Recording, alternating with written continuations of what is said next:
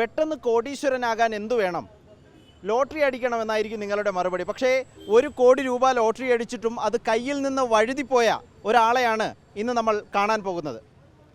മ്യൂസിയത്തിന് മുമ്പിൽ, തിരുവനന്തപുരം മ്യൂസിയത്തിന് മുന്നിൽ തൊപ്പി കച്ചവടം നടത്തുന്ന വെള്ളായണി സ്വദേശി സുകുമാരിയമ്മ. അമ്മ സ്ഥിരം ലോട്ടറി എടുക്കുന്ന ആളാണോ? ലോട്ടറി സ്ഥിരമായിട്ട് എടുക്കുന്ന ആളാണ്. എത്ര രൂപയ്ക്കൊക്കെ എടുക്കും? 1000, ചിലപ്പോൾ 500-ന് എടുക്കും, ചിലപ്പോൾ 600-ന് എടുക്കും, 2000-ന് എടുക്കും. ഏറ്റവും കൂടുതൽ അടിച്ചത് എപ്പോഴാണ്? ഏറ്റവും കൂടുതൽ അടിച്ചത് ഇപ്പോഴത്തെ ഈ സമ്മാനമാണ്. എത്ര? 1 കോടി. 1 കോടി രൂപ അടിച്ചു. 1 കോടിയും പ്രോത്സാഹന സമ്മാനവും അടിച്ചു. 12 ടിക്കറ്റ് ഞാൻ എടുത്തു. ശരിക്കും പിന്നെന്ത് സംഭവിച്ചു? കണ്ണനെന്ന് പറഞ്ഞ പയ്യൻ്റെ കയ്യിൽ നിന്നാണ് ഈ ടിക്കറ്റ് എടുത്തത്. 15-ാം തീയതി വൈകിട്ട് വന്ന് പറയുന്നു അമ്മച്ചിക്ക് 500 രൂപ വെച്ച് പ്രൈസ് ഉണ്ടെന്ന് പറഞ്ഞു. അപ്പോൾ പറഞ്ഞിട്ട് ചായ വാങ്ങിക്കാൻ പോയി. ചായ മേടിച്ചും കൊണ്ട് വന്നിട്ട് പറഞ്ഞു. അപ്പോൾ മുന്നേന്ന് പറഞ്ഞ ഒരാളുണ്ട്. ഞാൻ പറഞ്ഞു ഇത് നോക്കടാന്ന് പറഞ്ഞപ്പോൾ അവൻ നോക്കിയപ്പം 500 രൂപ പ്രൈസ് ഇല്ല. അപ്പോഴീ കണ്ണൻ ചായ മേടിച്ചുകൊണ്ട് പറഞ്ഞു അത് ഞാൻ പറഞ്ഞത് തെറ്റിപ്പോയി അമ്മച്ചിക്ക് 100 രൂപ പ്രൈസേ ഉള്ളതെന്ന് പറഞ്ഞ് 1200 തന്നിട്ട് ടിക്കറ്റ് എടുത്തു അമ്മ. 50-50 ടിക്കറ്റ് ഈ മാസം 14-ാം തീയതിയാണ് അമ്മ ടിക്കറ്റ് എടുക്കുന്നത്. വൈകുന്നേരം ടിക്കറ്റ് എടുക്കുന്നു. പിറ്റേന്ന് 15-ാം തീയതിയാണ് ഞറക്കെടുക്കുന്നത് 50-50 ടിക്കറ്റ്. അങ്ങനെ 10 ടിക്കറ്റ് എടുത്തു, 12 ടിക്കറ്റ് എടുത്തു. 50 രൂപ വെച്ച് 600 രൂപയ്ക്ക് ടിക്കറ്റ് എടുത്തു. സെയിം ടിക്കറ്റ്, ഒരേ സീരീസിലുള്ള സെയിം ടിക്കറ്റ്. അങ്ങനെ ഈ കണ്ണൻ എന്ന് പറയുന്ന ആളുടെ നിന്ന് ടിക്കറ്റ് എടുത്തു. എന്നിട്ട് കണ്ണൻ പറഞ്ഞു 100 രൂപ വെച്ച് അടിച്ചിട്ടുണ്ട് എന്ന് പറഞ്ഞു. എന്നിട്ട് എൻ്റെ കയ്യിൽ നിന്ന് 100 രൂപയുടെ പൈസയും തന്ന വെച്ച് ടിക്കറ്റും എടുത്തുകൊണ്ട് പോയി. പിന്നെ രാത്രി എന്നെ പ്രഭയെന്ന് പറഞ്ഞ ഒരു പെണ്ണ് വിളിക്കുന്നു. അമ്മച്ചി എടുത്ത ടിക്കറ്റിലാണ് ഫസ്റ്റ് പ്രൈസ് അടിച്ചിരിക്കുന്നത്.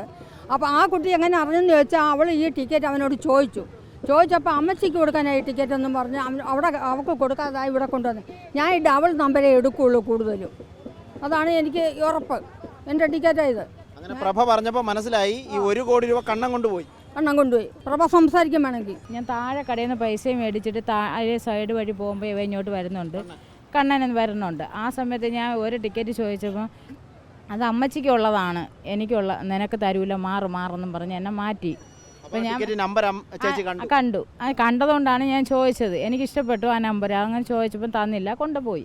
രാത്രി ഒരു 7:30-8 മണിയൊക്കെ ആയപ്പോൾ എന്നെ രാധാകൃഷ്ണൻ ലോട്ടറി വയ്ക്കണ അണ്ണ എന്നെ വിളിച്ച് മാർക്കറ്റിൽ നിന്നും കൊണ്ട് വിളിച്ചിട്ട് പറഞ്ഞ് നിൻ്റെ കൂട്ടുകാരന് പ്രൈസ് അടിച്ചു, കോടി അടിച്ചെന്ന് പറഞ്ഞു. അപ്പം ഞാൻ ചോദിച്ചു ഏത് കൂട്ടുകാരനെന്ന് ചോദിച്ചു. അത് ഇന്നാരാണെന്ന് പറഞ്ഞു. അപ്പം അവൻ്റെ കയ്യിൽ എന്തെങ്കിലും ആണോ, ഇവർക്ക് കൊടുത്തില്ലേ എന്നുള്ള. പിറ്റേന്ന് രാവിലെ ഞാൻ ഇവിടെ വന്നു.